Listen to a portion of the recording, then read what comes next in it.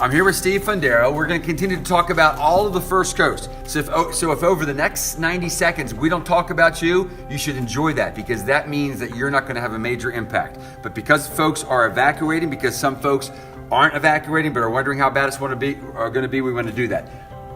One of our major impacts and concerns is the storm surge. Remember, that's the flat water rising. Yes, ocean, but also we're talking about the intercoastal, and we're actually more concerned about properties, people, homes, businesses on the intercoastal. So here's the timing of the 4 to 7 foot surge. Picture it going from south to north, so Daytona Beach to St. Simon's Island. Notice at Flagler Beach in St. Augustine, that peak is going to be Tuesday afternoon, whereas the beginning of the peak for St. Simon's Island, not until Wednesday morning. On the other hand, for those of you in St. Augustine, now this is applying both the motion of the hurricane and the high tide.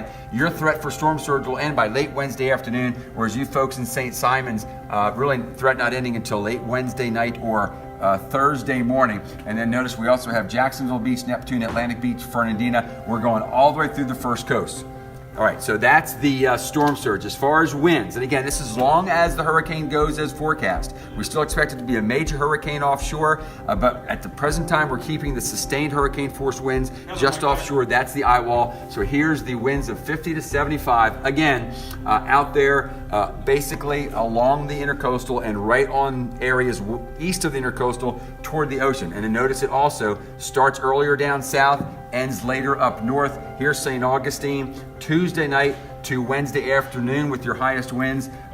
Jacksonville, Neptune, Atlantic Beach, more like Wednesday morning at about dawn to sunset Wednesday, whereas you folks up from Fernandina to St. Simon's Island, those higher winds start later, end later. We're not forgetting about the St. Johns River. We don't expect it to be nearly as big of an event, but at 2 to 4 feet, once you get up toward 4, starts to cause some problems, especially in the creeks in the St. Johns River. Notice earlier to later, but also because once the water gets in the river, it's going to stay there longer. Could be a problem there beyond Wednesday night through Thursday. But notice we take you from Palatka, Federal Point, Hastings area, Green Cove Springs, Fleming Island, Mandarin, Orange Park, and then north of downtown, where actually we could see more of those areas up at about 4 feet, up towards San Mateo and Dunn's Creek, and then out toward Mayport. So those are the major impacts.